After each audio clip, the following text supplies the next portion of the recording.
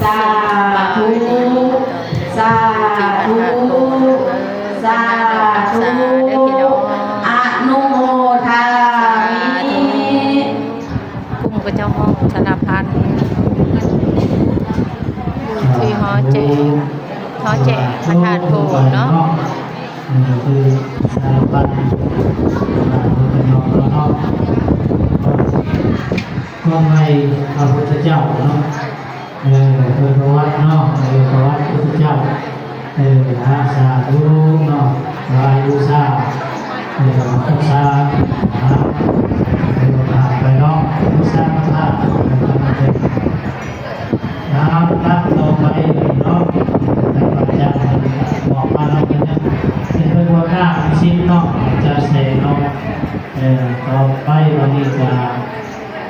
บ้านซิริไลเนาะยอมให้ดูแลบ้านซิริไลต่อเนาะสารพัดใส่ถุงห่อเนาะแต่ละบ้านมาร่วมกันเนาะกลุ่มห้องธนาพันธ์บ้านเซวิไลเนาะ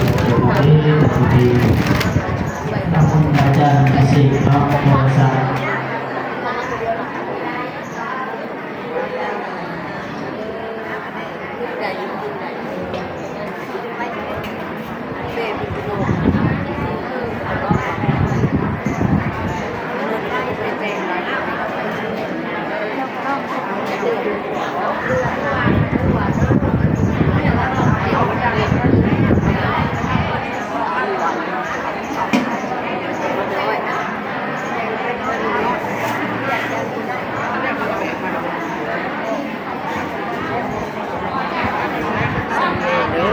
พี่น้องเอาบุญน้ำกัน